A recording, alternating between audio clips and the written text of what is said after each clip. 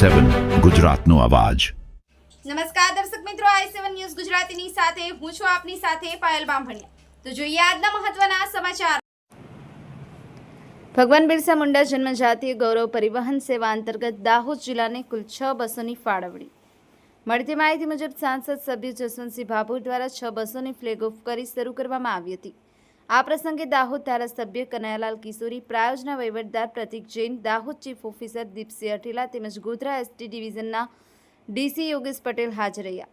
સરકારશ્રીના આદિજાતિ વિકાસ વિભાગ દ્વારા ફાળવવામાં આવેલી આ બસોમાં અંતરિયાળ વિસ્તારમાં રહેતા અને સરકારી શાળાઓ ખાતે અભ્યાસ કરતા અનુસૂચિત જનજાતિના વિદ્યાર્થીઓ પાસ મેળવી મફતમાં અપડાઉન કરી શકશે।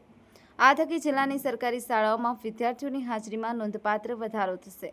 ઉલ્લેખનીય છે કે અગાઉ પ્રથમ તબક્કામાં પણ દાહોદ જિલ્લાને કુલ 17 જેટલી બસોની ફાળવણી કરવામાં આવી હતી। Bureau chief Kalubhai Damor, i7 news Gujarati, Dahod. Dahod ખાતે આજે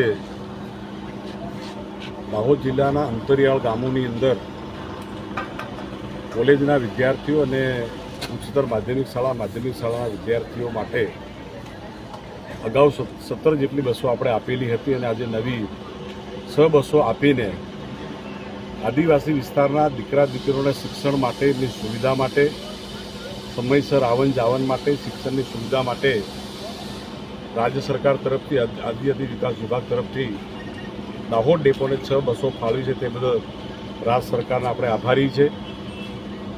આમ તો રેગ્યુલર આપણી બસો આવન જાવન કરે છે, પણ આ બસોના કારણે વિદ્યાર્થીઓનો સમય ના બગડે, સમયસર શાળાએ પહોંચે અને સલામતીથી પરત આવી જઈ શકે એના માટેની યોજના રાજ્ય સરકારે શરૂ કરી છે।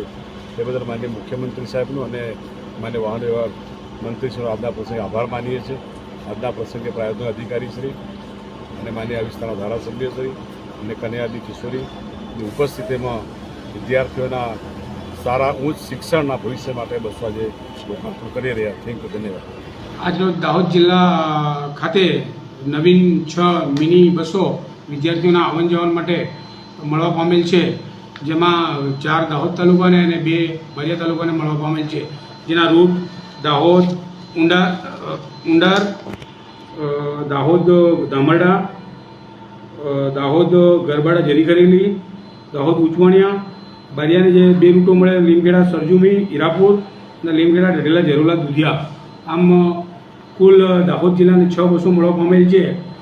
આ પ્રસંગે દાહોદ જિલ્લાના માન્ય સાંસદ શ્રી જસવંતસિંહ ભાભોર સાહેબ, માન્ય ધારાસભ્ય દાહોદ શ્રી કનૈયાલાલ કિશોરી સાહેબ તેમજ નગરસેવકો ઉપસ્થિત રહી લીલી ઝંડી આપી